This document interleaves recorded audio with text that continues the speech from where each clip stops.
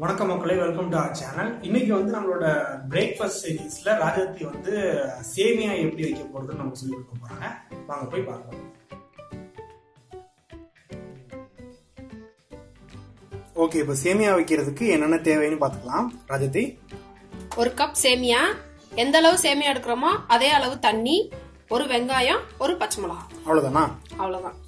இப்ப எப்படி செய்யறதுன்னு பார்க்கலாம். ஃபர்ஸ்ட் அடுப்பை பத்த வச்சு ஒரு வடச்சட்டியை வை.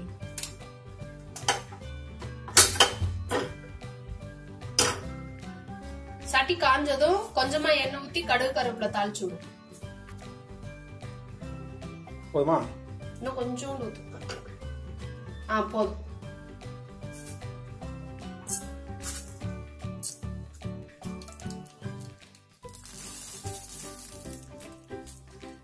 இப்ப வெங்காயம் பச்சை மிளகாவை தாளிச்சு விடு.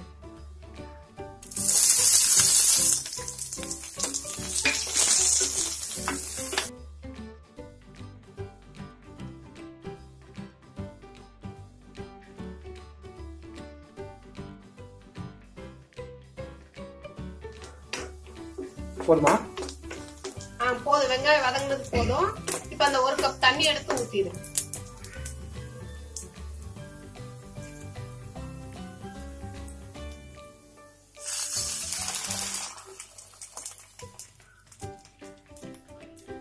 தேவையான அளவு உப்பு போட்டுரு. இவ்வளவு போதுமா? போதும். இது நல்லா கொதிக்கட்டும். கொதிக்க ஆரம்பிச்சிருச்சு. இப்ப சேமியாவை போட்டுரு. கொஞ்சமா போடணுமா? உப்புமா மாதிரி இல்ல அப்படியே? இல்ல, அப்படியே போட்டுரு. போட்டு நல்லா மிக்ஸ் பண்ணிட்டு இத மூடி வச்சிடலாம். அவ்வளவுதான், மூடி வச்சிடலாமா? இத மூடி வச்சு எவ்வளவு நேரம் இருக்கணும்? அப்படி தண்ணி எல்லாம் வத்தி சேமியா வேகணும்.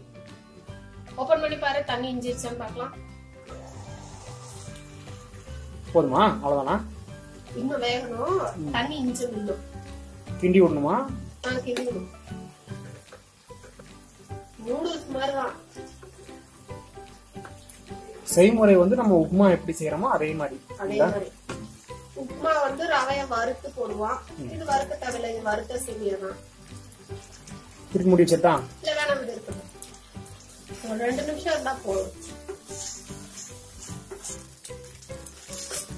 போதும், சேமியா ரெடி ஆயிடுச்சு. ஆஃப் பண்ணிடு அடுப்பா. இந்த வீடியோ பிடிச்சிருந்தா லைக் பண்ணுங்க, செஞ்சு பார்த்து எப்படி இருக்குன்னு கமெண்ட் பண்ணுங்க, மறக்காம சப்ஸ்கிரைப் பண்ணுங்க. அடுத்த வாரம் ஞாயிற்றுக்கிழமை வேறொரு வீடியோவோட உங்களுக்கு. பாய்.